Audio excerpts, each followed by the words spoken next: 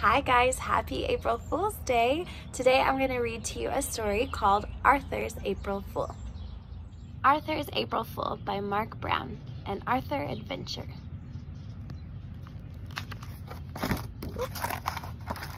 And this book is an AR book. It's a 2.7 worth 0.5 points.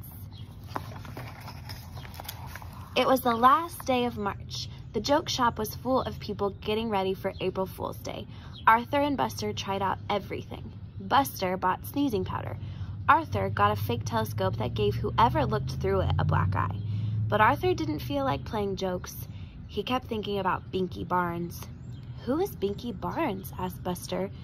"Picture King Kong? Now double it," said Arthur. "He keeps threatening to punch me out." The next day, Arthur was practicing his magic tricks with Buster and Francine for the April Fool's assembly. "Hey, shrimp!" A giant shadow covered them. "I'll show you a trick," said Binky Barnes. He grabbed Arthur's favorite pen and put it in his pocket. "Now you see it, now you don't," said Binky. "Hey, watch it," said Arthur, trying to look brave. "Why don't you make me?" said Binky, and walked away. "Pick on someone your own size," called Francine, "like Godzilla."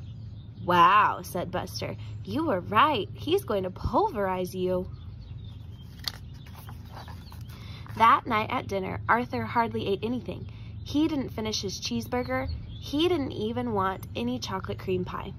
"What's the matter with Arthur?" asked his father. "He's worried about getting pulverized," said DW.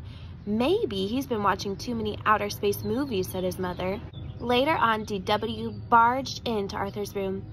"Good night, Mr. Universe," she said. "Haven't you ever heard of knocking?" asked Arthur. "After you get pulverized, can I have your room?" she asked. "Beat it, DW." When Arthur finally fell asleep, he had nightmares. The next morning, Francine offered Arthur a cookie. "Yuck," said Arthur. "This tastes like soap and toothpaste." "April Fool," laughed Francine, but Arthur was too worried to laugh.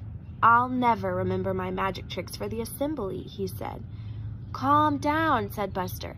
"I'll be your assistant. I'll help if you get stuck." Arthur felt better. He could count on Buster. But just before the assembly, Buster got caught putting sneezing powder on Mr. Ratburn's desk.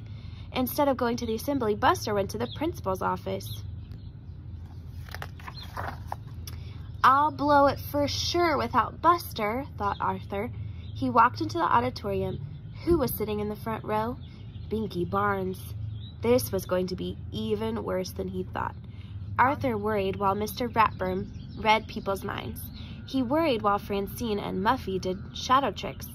And he worried while the chorus sang that old black magic.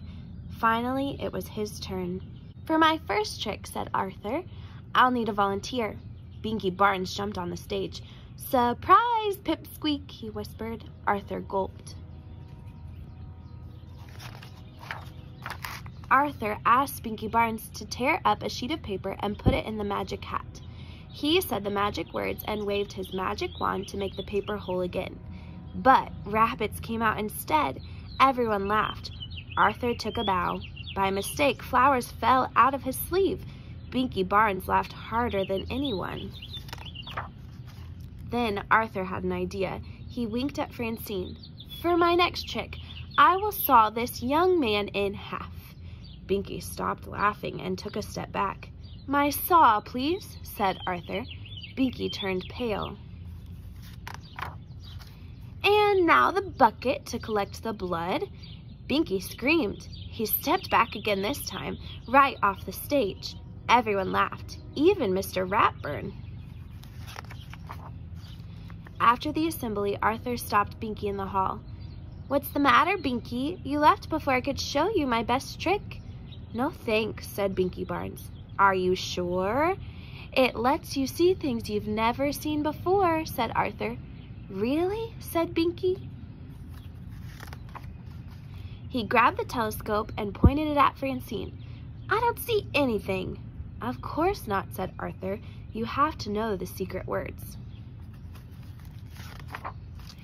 "Tell me," said Binky. I can't, Arthur explained. They're so secret that I have to write them down, backwards. Do you have a pen? Sure. Here, said Binky. Arthur wrote the words. Now go home, hold the paper up to the mirror, and you'll be able to read the secret words. Thanks, twerp, said Binky as he ran out the door. Boy, that's your best trick yet, said Buster. You didn't get pulverized and you made Binky Barnes disappear. What did you write? Asked Francine. April Fool. The end. I hope you guys enjoyed the book.